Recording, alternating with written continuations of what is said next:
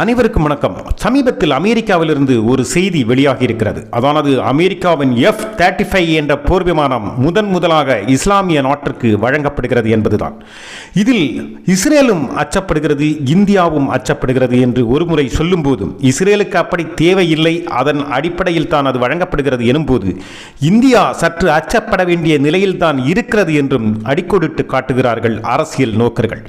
இதன் பின்னணியில் இருப்பது வெறும் ஆயுத விற்பனையோ போர் விமானம் விற்பனையோ அல்ல, இந்தியாவை கட்டங்கட்டும் நோக்கமும் அமெரிக்கா போன்ற வல்லரசிற்கு இருக்கிறது என்றும் சொல்லப்படும் போது இந்தியா ஏன் பயப்பட வேண்டும் என்ற கேள்வியும் வருகிறது. அதே நேரத்தில் இந்தியா அதற்கு மாற்று சக்தியாக என்ன செய்து கொண்டிருக்கிறது என்பதை நாம் இந்த பதிவு மூலம் பார்க்க போகிறோம். வாருங்கள், இதன் பின்னணியில் இருக்கின்ற சூட்சுமமும் தந்திரமும் என்ன, இந்தியா அதற்கு செய்கின்ற எதிர்வினை என்ன என்று பார்ப்போம்.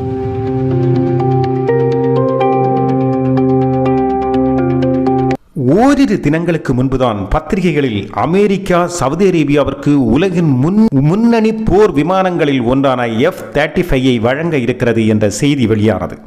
இது அனைவரையும் திடுக்கிட வைத்தது மட்டுமல்ல, யோசிக்கவும் வைத்தது. அதானது இந்நாள் வரை இஸ்லாமிய நாடுகளுக்கு மிக பவர்ஃபுல்லான போர் விமானங்களையோ ஆயுதங்களையோ அமெரிக்கா வழங்கியதில்லை. அதே நேரத்தில் இஸ்லாமிய நாடுகளுக்கு அனைத்திற்கும் பாதுகாப்பு வழங்குவதில் அமெரிக்கா முன்னணியில் இருந்தது. அதன் மூலம் பொருளாதார லாபமும் அடைந்து கொண்டிருக்கிறது என்பதும் குறிப்பிடத்தக்கது. ஆக ஆயுதங்கள் அனைத்தையும் தங்கள் கட்டுப்பாட்டுக்குள்ளேயே வைத்திருந்தது. ஆனால் முதலாக சவுதி அரேபியாவிற்கு F-35 என்ற போர் விமானத்தை வழங்க முன்வந்திருப்பது அனைவரையும் ஆச்சரியப்படுத்தியது. இன்னொன்று, F-35 என்ற அமெரிக்காவின் இந்த முன்னணி போர் விமானத்தை இஸ்ரேலுக்கு மட்டுமே மிடில் ஈஸ்ட் நாடுகளில் வழங்கியிருக்கிறது. மிடில் ஈஸ்ட் நாடுகளில் மற்ற எந்த நாடுகளுக்கும் இந்த விமானம் கிடையாது. அதனால் இஸ்ரேல் ஒரு பவர்ஃபுல்லான இராணுவ சக்தி கொண்ட நாடாக இருந்தது என்பதும் உண்மை. அதே நேரத்தில் இப்போது இஸ்ரேல் சவுதி அரேபியாவிற்கு சமமாக ஆகிவிடுமோ என்ற கேள்விக்குறியும் எழுகிறது. ஆனால் அரசியல் நோக்கர்கள் என்ன சொல்கிறார்கள்? இஸ்ரேலை பாதுகாக்கும் நோக்கத்துடன் அதற்கான ஒப்பந்தமோ அல்லது அதற்கான சக்திகளையோ அமெரிக்கா வழங்கும் என்பதில் எந்த மாற்று கருத்தும் இல்லை. எனவே இஸ்ரேல் பயப்பட வேண்டிய அவசியம் இல்லை என்றும் சொல்கிறார்கள். காரணம், அமெரிக்கா எப்போதுமே இஸ்ரேலை தனது அங்கமாகத்தான் பார்க்கிறது. எனவே தனது அங்கத்திற்கு எந்த பாதிப்பும் இல்லாமல் அமெரிக்கா பாதுகாக்கும், அதில் மாற்று கருத்தில்லை. அதே நேரத்தில் இந்தியா பயப்பட வேண்டும் அல்லது இந்தியா அதற்கான சுதாகரிப்பை மேற்கொள்ள வேண்டும் என்றும் கூறுகிறார்கள். ஏன்? காரணம், சவுதி அரேபியா இன்று மிக நட்பு நாடுதான் இந்தியாவிற்கு, அதில் எந்த சந்தேகமும் இல்லை. சவுதி அரேபியா இராணுவ ரீதியாகவும் பொருளாதார ரீதியாகவும் வணிக ரீதியாகவும் இந்தியாவுடன் நல்ல நட்பை பாராட்டுகிறது. மட்டுமல்ல, இந்தியா மிகப்பெரிய சந்தை, அது சவுதி அரேபியாவுக்கு தேவைப்படுகிறது. இந்தியாவில் மிகப்பெரிய முதலீடுகளை சவுதி அரேபிய நிறுவனங்களும் சவுதி அரேபியாவும் செய்திருக்கிறது. எனவே இந்தியாவுடனான நட்புறவு சவுதி அரேபியாவுக்கு மிக மிக அவசியம். அதே நேரத்தில் கடந்த காலங்களை பார்த்தோமானாலும் சரி, தற்போது பார்த்தோமானாலும் சரி, சமீபத்தில் தான் பாகிஸ்தானுடன் சவுதி அரேபியா ஒரு ஒப்பந்தம் செய்து கொண்டது. அது நேட்டோ மாடல் ஒப்பந்தம். அதானது பாகிஸ்தானுக்கு ஒரு பிரச்சனையோ தாக்குதலோ எதிர்ப்போ வருமாயின் அது தங்களுக்கு நேர்ந்ததாக கருதி பாகிஸ்தானுக்கு ஆதரவாக பாகிஸ்தானை எதிர்க்கின்ற நாடுகளை தாக்கவும் எதிர்க்கவும் செய்யும் என்பதுதான் அந்த ஒப்பந்தம். இந்த ஒப்பந்தத்தின்படி சவுதி பாகிஸ்தானுக்கும் பாகிஸ்தான் சவுதிக்கும் செய்யும் என்ற இந்த ஒப்பந்தம் தான் இப்போது இதை சிந்திக்க வைக்கிறது. இந்தியாவை அரசியல் நோக்கர்கள் எச்சரிப்பதற்கு காரணம், இந்த ஒப்பந்தம் கூட சவுதி பாகிஸ்தானுடன் செய்வதற்கு முன்பு கட்டாயம் அமெரிக்கா இதன் பின்னணியில் இருந்திருக்கும் அல்லது அமெரிக்காவின் அனுமதி பெற்றுத்தான் இந்த ஒப்பந்தம் போடப்பட்டிருக்கும் என்றும் சொல்கிறார்கள். இதில் அமெரிக்காவின் சூழ்ச்சி இருக்குமோ என்ற சந்தேகம் வலுப்பதற்கு இன்னொரு காரணம், அந்த ஒப்பந்தம் போட்டு சில மாதங்களே ஆன நிலையில் தற்போது அமெரிக்கா தன்னுடைய சக்தி வாய்ந்த விமானங்களை சவுதி அரேபியாவிற்கு வழங்கியும் இருக்கிறது. இது இந்தியாவிற்கு ஒரு அச்சுறுத்தலை ஏற்படுத்துவதற்குத்தான் என்றும் கூறுகிறார்கள். ஏனென்றால் முன்பு கூட பாகிஸ்தான் இந்தியாவுடன் மோதும் போது பாகிஸ்தானுக்கு ஆயுதங்கள் தொடர்ந்து கிடைக்கிறதா, தடையின்றி வழங்கப்படுகிறதா, அதுபோல எரிபொருள் தடையின்றி கிடைக்கிறதா என்பதையெல்லாம் சவுதி அரேபியா உறுதி செய்ததுடன் அதை வழங்கவும் பல முனைப்புகளும் காட்டி ஆதரவும் அளித்துக் கொண்டிருந்தது. இது இந்தியாவிற்கு எதிராக இருந்தது என்பதை மறக்கவும் கூடாது. அதே நேரத்தில் இந்தியாவிற்கு எரிபொருள் கிடைப்பதை கூட தடை செய்வதற்கும் தடுப்பதற்கும் காலதாமதம் ஏற்படுத்துவதற்கும் சவுதி அரேபியா போன்ற நாடுகள் முனைந்தன. இதற்கெல்லாம் ஒரே ஒரு காரணம், நேரடியான பகையோ விருப்போ எதுவுமே இல்லை, மத ரீதியான பாகிஸ்தானுடன் கொண்ட உறவு மட்டும்தான் என்பதை நாம் கவனத்தில் கொள்ள வேண்டும். அந்த வகையில் தான் மத ரீதியான ஆயுதத்தை அமெரிக்கா கையில் எடுத்திருக்கிறதோ என்ற கேள்வியை எழுப்புகிறது இப்போது. அதானது மத ரீதியான ஆயுதத்தை எடுத்து இஸ்லாமிய நாடுகளை எல்லாம் இந்தியாவிற்கு எதிராக திருப்புவதற்கான முனைப்பு அமெரிக்கா காட்டுகிறதோ என்ற சந்தேகங்கள் இங்கு மிக மேலெழும்புகிறது. துருக்கி இந்தியாவுடன் மிக நெருங்கிய நல்ல நட்புறவை கொண்டிருந்தது. தற்போது துருக்கியை பகைக்க வைத்து தற்போது துருக்கியும் இந்தியாவும் இடைவெளி விட்டு நிற்கிறது.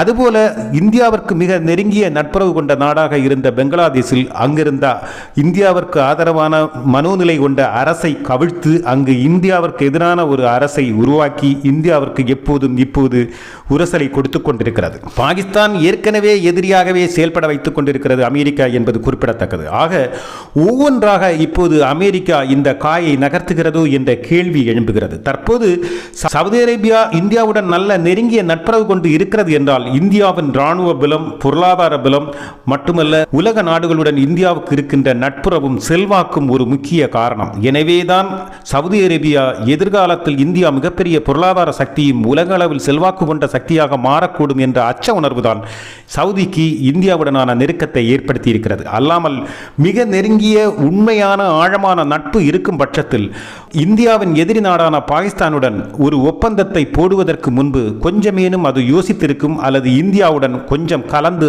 ஆலோசித்திருக்கும். அப்படி ஒன்றும் செய்யாமல் சுயேட்சையாக அல்லது தங்கள் மதம் சார்ந்த நாடு என்ற ரீதியிலான நட்புறவை வைத்து திடீரென்று இப்படி ஒரு ஒப்பந்தத்தை உருவாக்கி இருக்கிறது என்றால் நாளை இது இந்தியாவுக்கு சாதகமாக ஆதரவாக இருக்குமா? இன்று இருக்கின்ற நிலை நாளை 5-10 வருடங்கள் அல்லது 10-20 வருடங்கள் தாண்டும் போதும் இருக்குமா என்ற கேள்வி எழுகிறது. அப்படி வரும்போது எப்போதுமே இது ஒரு மிகப்பெரிய பிரச்சனையாக வரக்கூடுமோ, இந்தியாவிற்கு எதிராக திரும்புமோ என்ற கேள்விகள் எல்லாம் எழுகிறது. அரசியல் நோக்கர்கள் இந்தியாவை எச்சரிக்கையும் செய்கிறார்கள். அதே நேரம் இந்தியா இதற்கு பதிலாக என்ன செய்கிறது? இந்தியா ஏற்கனவே மிகப்பெரிய ஸ்டெல்த் பவர் கொண்ட ஒரு போர் விமானத்தை தயாரித்துக் கொண்டிருக்கிறது திரைமறைவில் என்பது குறிப்பிடத்தக்கது. ஏஎம்சி என்ற இந்த திட்டம் ஒரு சில ஆண்டுகளாக மிக மும்முரமாக நடந்து கொண்டிருக்கிறது. இந்தியா சுயசார்புடன் தங்களுடைய தனித்திறமையில் அதை உருவாக்குவதற்கான பல செயல்பாடுகளையும் செய்து கொண்டிருக்கிறது. அது விரைவில் கிட்டத்தட்ட 2027-2028க்குள் அது முழுமை பெற்று செயல்திறன் கொண்டு இராணுவத்தில் இணைக்கப்படும் நிலைமைக்கு வரும் என்று எதிர்பார்க்கப்படுகிறது. அப்படி வரும் பட்சத்தில் இவர்களின் F-35 என்றும் எங்களுக்கு ஒன்றுமே இல்லை என்ற நிலையில் இந்தியா மிருக்கேறிவிடும். மற்ற நாடுகளின் தொழில்நுட்பம் இல்லாமல் சுயசார்பான தொழில்நுட்பத்துடன் சுய திறன்குடன் மற்ற நாடுகளுக்கு கணிக்க முடியாத ஒரு சக்தி கொண்ட போர் விமானமாக இந்தியா இருக்கும்போது அது மிகப்பெரிய பலமாக இந்தியாவிற்கு மாறும் என்றும் கருதுகிறார்கள். ஆக அதற்கு தகுந்த நடவடிக்கையாக ஏஎம்சி இங்கு பணிமனையில் தயாராகி கொண்டிருக்கிறது என்பது இந்தியாவின் ஒரு நிம்மதி. அதே நேரத்தில் நண்பர்கள் எல்லாம் நண்பர்களும் அல்ல, நாளை எதிரியாக கூட மாறக்கூடும் என்ற எச்சரிக்கை உணர்வு ஒவ்வொரு நாட்டிற்கும் ஒவ்வொரு மனிதனுக்கும் இருக்க வேண்டும் என்பதை மிக தெளிவாக அமெரிக்காவின் செயல்பாடுகள் இருக்கிறது. காரணம், ஒரு கால அதானது கொஞ்ச நாளுக்கு முன்பு வரை மிக நெருங்கிய நட்பு பாராட்டலும் நட்பு ரீதியாக நல்ல உறவையும் பேணி வந்த அமெரிக்கா இன்று இந்தியாவை எப்படி பார்க்கிறது என்பதை பல நடவடிக்கைகள் மூலமாக நமக்கு தெளிவாக தெரிகிறது. அதே போலதான் இங்கு சவுதி அரேபியாவும் நல்ல நட்புறவும் நல்ல முதலீடுகளும் நல்ல பொருளாதார ரீதியாக வணிக ரீதியாக எல்லாம் நல்ல நட்புகளை பாராட்டி வந்தபோது கூட இந்தியாவின் எதிரி நாடான பாகிஸ்தானுடன் ஒரு ஒப்பந்தத்தை இந்தியாவிற்கு எந்த தகவலும் இல்லாமல் அதை செய்யும் போது நாம் எப்போதும் எச்சரிக்கையோடு தான் ஒவ்வொரு நகர்வையும் நகர்த்த வேண்டும் என்பதை எச்சரிக்கிறது. இங்கு யுஏஇ போன்ற ஒரு நாடு இந்தியாவிற்கு மிக தோழமையுடனும் நட்புறனும் ஆழமான உறவுகள் கொண்டு செயல்படும் போது மற்ற இஸ்லாமிய நாடுகளுடனும் இந்தியா நட்புறவை பாராட்டினாலும் கத்தர் போன்ற நாடுகள் எல்லாம் பல நடவடிக்கைகள் இந்தியாவிற்கு எதிராக எடுக்க ஒரு சில நேரங்களில் துணிந்திருக்கிறது என்பதை மறந்துவிடக்கூடாது. மத ரீதியான ஒரு நட்புறவை இவர்களுக்குள் ஏற்படுத்தி இந்தியாவிற்கு எதிராக திருப்புவதற்கு வல்லரசு துணிகிறதோ, இந்தியாவை அடக்கி வைக்க முயல்கிறதோ என்ற கேள்வி மிக வலுவாக எழும்போது சவுதி அரேபியா சுமார் 48 விமானங்களை அமெரிக்காவிடமிருந்து கேட்கிறது. இந்தியா அதற்கான மருந்தாக, நோய்க்கான மருந்தாக இந்தியாவும் சும்மா சளைக்காமல் செய்து கொண்டு இருக்கிறது என்பதையும் நாம் பார்க்கும்போது ஓரளவு நிம்மதி ஏற்படுகிறது. அதே சமயம் ஒன்று நன்றாக புரிகிறது, நண்பர்கள் எல்லாம் நண்பர்களும் அல்ல, எதிரிகள் எல்லாம் எதிரிகளும் அல்ல.